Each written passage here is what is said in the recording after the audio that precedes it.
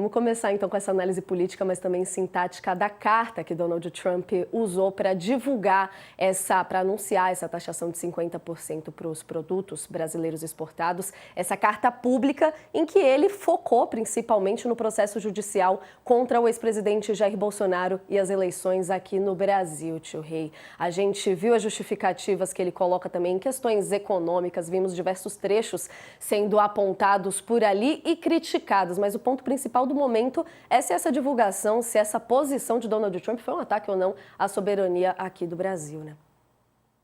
Olha, Nath, foi inequivocamente um ataque à soberania, né? Em que sentido? Ele diz publicamente, porque a carta não foi uma carta privada ao Lula, né? Foi uma carta pública dirigida ao presidente Lula. E ele, ao lado de fazer críticas às relações comerciais Brasil e Estados Unidos, e no último parágrafo ele até diz: se o senhor ceder a todas as nossas exigências econômicas, nós podemos rever as taxações. Então, depois a gente vai ver, o Bolsonaro é usado um pouquinho ali só como palhacinho de brinquedo dele. Mas, nos prolegômenos, digamos assim, na fundamentação inicial, ele se refere a questões que dizem respeito a assuntos internos do Brasil, fazendo chantagens e ameaças. Então, é evidente que isso é um ataque à soberania, né? Se antes havia alguma dúvida no colunismo conservador, não exageremos, esse negócio do Trump se referia ao processo do Bolsonaro, a crítica ao judiciário brasileiro. Não, isso é do jogo, afinal de contas o Lula também se manifestou sobre a Cristina Kirchner na Argentina. Eu alertei desde o primeiro momento, isso está documentado, que eram coisas diferentes. A gente precisa tomar cuidado. Tem uma tendência hoje no Brasil sob o pretexto de a gente garantir a isenção da análise, a gente não fazer a distinção entre o que é corda e o que é pescoço. Isso é muito grave, não é? Fica parecendo que, diante de uma óbvia agressão, a gente tem que perguntar também ao agressor, dê a sua versão diante daquilo que eu estou vendo. Eu estou vendo que você, mais forte, está batendo no mais fraco, mas digo, não, existe o seu lado também. Não, há momentos em que não há o lado do agressor. Né? Tá ali, é evidente, né? Então, assim, tudo a mesma coisa. Lula fala de Cristina, o Trump fala do Bolsonaro. Não, o Trump fez ameaças, eu alertei para isso. A primeira manifestação do Trump sobre o processo do Bolsonaro já era uma ameaça. Não se admitem ameaças na relação entre países que mantêm relações normais, cordiais, em que não há contenciosos que não sejam aqueles normais dos contenciosos comerciais. Então, ele já fazia ameaça ali. Né? Não era a mesma coisa. O Lula não fez ameaça nenhuma à Argentina. O Lula não disse, olha, ou vocês livram a Cristina, ou então vocês vão ver. Né? Primeiro que não teria como fazer, e segundo que seria descabido mesmo. Né? Mas o Trump acha que pode, complexo de dono do mundo, né? E de fato os Estados Unidos têm um poder incontrastável. Né? Então já havia ameaça ali. E agora, para discutir questões comerciais, para discutir tarifas, com essa imposição de 50% de tarifas, além das tarifas já havidas. Atenção, são 50% adicionais. Com outra ameaça. Se vocês retalharem, nós somaremos o percentual que vocês retalharem às tarifas. Então, é uma tentativa de deixar o país na relação com os Estados Unidos sem saída, né? E aí ele começa a carta dele: prezado senhor presidente, conheci e tratei com Jair Bolsonaro, um líder altamente respeitado em todo o mundo. Há uma caça às bruxas que deve acabar imediatamente. Em caixa alta. Deve acabar. Senão o quê? Senão acontece o quê? Vai mandar um porta-aviões do Comando Sul para cá? Vai sobrevoar a Praça dos Três Poderes com caças como o Jair Bolsonaro queria fazer, né? Para quebrar os vidros do Supremo, né? E aí, mais adiante, então, em parte devido a isso, né, ao Bolsonaro, em parte aos ataques insidiosos contra as redes sociais, que ele chama coisa do Bolsonaro, de ataque às eleições livres, comprando a versão do bolsonarismo. E em razão também das decisões do Supremo envolvendo as redes sociais, então agora tome taxa de 50%. Né? Então, embora mais adiante ele diga, nós podemos aliviar isso se o senhor aceitar todas as nossas exigências, e uma das exigências, por exemplo, é que as empresas brasileiras passem a produzir nos Estados Unidos. Veja você, olha que coisa bonita. Então, vamos fazer o seguinte, as empresas brasileiras deixam de produzir no Brasil, né, se querem vender nos Estados Unidos, deixam de criar empregos aqui, né, e elas mudam para os Estados Unidos e passam a criar empregos lá. Vocês querem vender aqui? Tá bom, então vamos produzir. O nosso suco de laranja, nós vamos fazer o quê? Que sai aqui de São Paulo, né, governador Tarcísio? A gente pega e vai e leva o pé de laranja junto para lá? Como é que faz? Porque não tem só os produtos semi-industrializados, existem também as commodities agrícolas. Né? A gente transfere tudo para os Estados Unidos. É uma insanidade do ponto de vista econômico, obviamente. Agora, é um ataque à soberania brasileira. É tratar o Brasil como se o Brasil fosse uma colônia. Né? Aliás, na relação das metrópoles com as colônias, a relação das metrópoles com as colônias era um pouco mais civilizadas até do que isso. Né? Porque buscava-se também, de algum modo, o interesse da metrópole, e o interesse da metrópole previa não prejudicar excessivamente as colônias. Né? No caso do Trump, não. Né?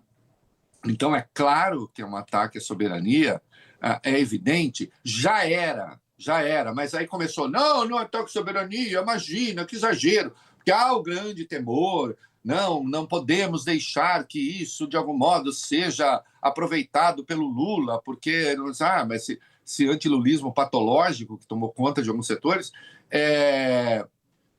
ignorando que o Brasil está sendo alvo de uma agressão. O Brasil está sendo alvo de uma agressão absurda. Não é? O Estadão fez editorial e usou uma expressão correta.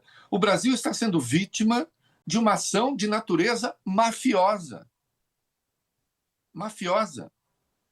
Assim, que é o que faz a máfia. Quando a máfia se apodera de um negócio, ela faz isso. Olha aqui, eu sou o seu sócio a partir de amanhã, tá? E agora eu vou ajudar a cuidar dos negócios aqui. Você pega a sua partezinha aí, mas o negócio passa a ser nosso. E é assim que o Trump está vendo o Brasil. E, a rigor, é assim que ele vê o resto do mundo. Não é?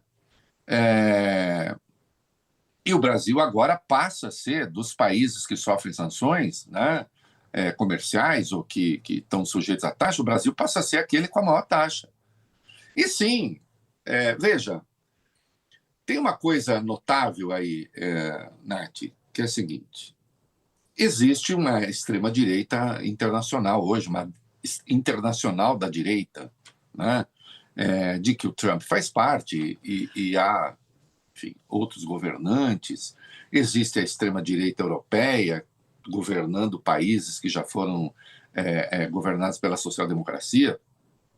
Agora, você não vê a Giorgia Meloni com Make Italy Great Again. Você não vê a direita alemã com Make Germany Great Again. Entende? Make France Great Again. A direita europeia, como é da sua tradição, da sua origem, e das direitas, de algum modo, mais tradicionais, elas são nacionalistas. Essa ideia de você render a soberania a um terceiro, ainda que aliado, não é assim tão corriqueiro. Agora, aqui não. O Trump viu, tem um setor do Brasil que é absolutamente michuruca, absolutamente vulgar, absolutamente vigarista. Né? que está completamente entregue a interesses outros, gente composta de vendilhões da pátria da pior espécie. E eles existem aqui.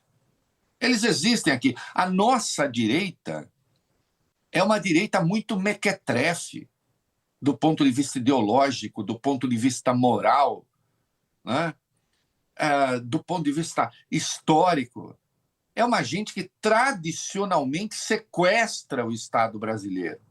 Olha a dificuldade que há para fazer os tais cortes de despesas tributárias. Por quê? Porque esses vagabundos se aproveitam do Estado, sequestram o Estado eles também.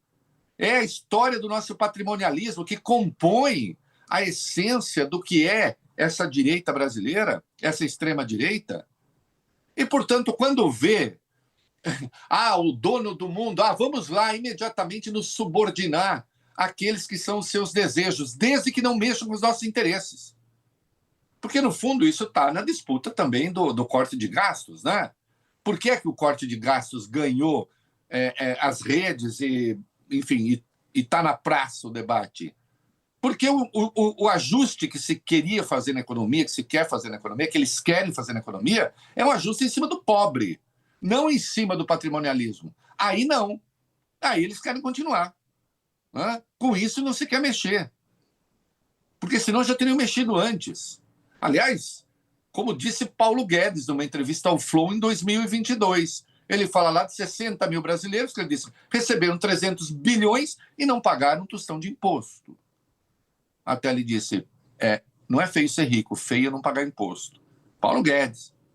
Né? Essa mesma gente com medo do Lula, com medo do PT, que não faz um governo de esquerda, é mentira, faz um governo com preocupação social, mas isso também é excessivo para eles. Como você vê, hoje em dia virou moda rico atacar a Bolsa Família. Onde já se viu, prejudica os empregos, tem um monte de gente dizendo isso. Né? Então, assim, ele olha para cá, ele vê esses ordinários, né? Essa gente ruim, que detesta o Brasil, porque detesta tudo que essa gente gosta de ir para Miami falar mal do Brasil. Né? Aí ele falou, opa, eu tenho lá o que eu não tenho na Itália, porque na Itália eu tenho uma extrema-direita, uma direita, mas ela não cede a tudo que eu quero. Tem uma direita na Alemanha que também não faz a mesma coisa. Tem uma direita na França que não faz a mesma coisa. Tem uma direita no Brasil que faz. Que faz? Ela está permanentemente de quatro. Né? Ela está permanentemente pronta para atacar qualquer coisa que lembre interesse nacional. E aí ele faz esse ataque. Um ataque à soberania. Sem dúvida nenhuma. Né? E agora a direita está desesperada, tentando, a culpa é do Lula, a culpa é do Lula, a culpa é do Lula. A culpa é do Lula, não vai emplacar. Não vai emplacar. Né? Esse debate agora vai ter que ser feito, está escancarado. Né? Nós caminhamos para um processo eleitoral, mudou todo o cenário, já tinha falado um pouco sobre isso, mudou o roteiro. Nós vamos ter uma disputa em 2026, que aí vai precisar ver quem é que fala pelos interesses do Brasil e quem é que fala pelos interesses dos Estados Unidos. Ou essa direita vai falar o quê? Não, vote em mim porque eu saberei ser obediente ao Trump. Porque o Trump não está fazendo só exigências sobre Bolsonaro, que ele não terá, ele está fazendo exigências econômicas também. O que essa gente vai fazer? Pode deixar que eu serei o cara do nhonhô. Né? Eu vou ser aqui o braço do Donald Trump. Nós vamos subordinar o Brasil aos interesses americanos. Nós transformaremos o Brasil em colônia novamente. Não de Portugal, desta feita, mas em colônia dos Estados Unidos. Que é isso que o Trump quer.